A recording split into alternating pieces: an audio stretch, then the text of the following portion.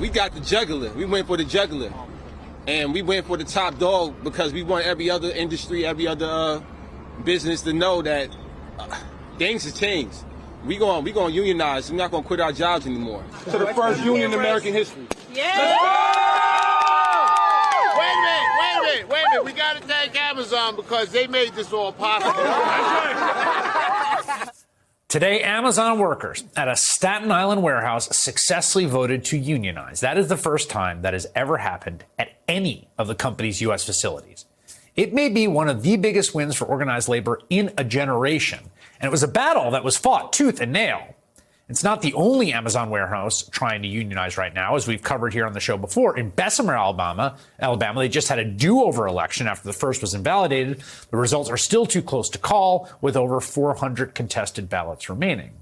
Now, in response to the successful election in New York, Amazon issued a statement that reads in part, quote, "We're disappointed with the outcome of the election in Staten Island because we believe having a direct relationship with the companies is best for our employees."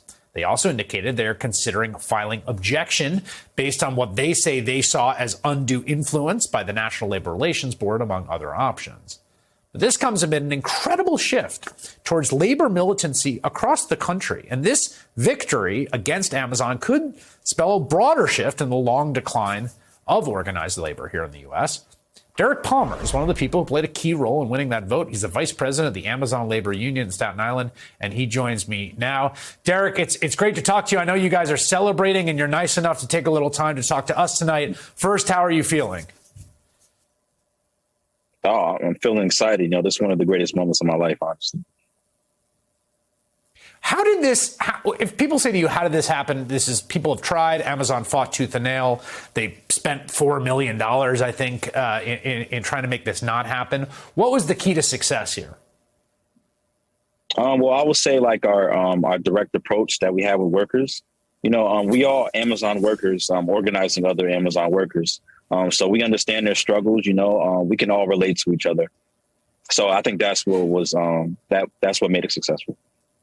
Yeah, and when you say that, I just want to put a fine point on this. Usually the way this happens is a union that exists will send professional organizers to help workers inside a place figure out how to put together a union. It's a difficult process. That was not the case here. This was entirely grassroots, entirely organic. You and Christian Smalls and a bunch of other people got together and just did this on your own, right? Yes, that's correct. And what was it that made you feel like you were at a breaking point where you wanted to take this on? Well, I'm employed with Amazon for over 6 years, and I've done everything as far as meeting the goals and exceeding all the expectations.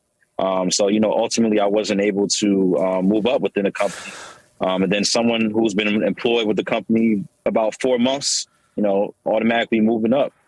So that mixed with the unsafe conditions at the warehouse are ultimately the reason why. Yeah, how much? I know we had Christian Smalls on the program before talking about the pandemic and a feeling during the pandemic that your safety, your health was at risk, and that the company really didn't seem sufficiently concerned about that. How important was that in the organizing effort? The pandemic played a key role. We actually were able to use our cell phones in Amazon, which we normally aren't able to do. So that played a key part of organizing. They are saying, they're clearly, Amazon corporate is clearly making noises that they're going to challenge the result of this. They're going to fight you tooth and nail. Are you ready for further battles here? Oh, yeah. We've been technically battling with Amazon for about 2 years now. But this is something that we expected. But at the end of the day, you saw the results. We won by over 500 votes. So I don't see how their challenge is valid. But, they're going to do what they have to do. And that's nothing that we're not prepared for. You still work there, right? Yes, I do.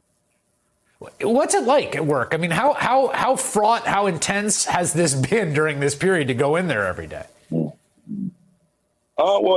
obviously, myself, being a leader of this movement, I'm very vocal. Amazon is well aware of my stance, and it's obviously the management. They look at me like a target, but at the end of the day, I just want what's best for workers. So it doesn't ultimately intimidate me like it may other workers, but that's why my presence in the building is so vital, to this movement.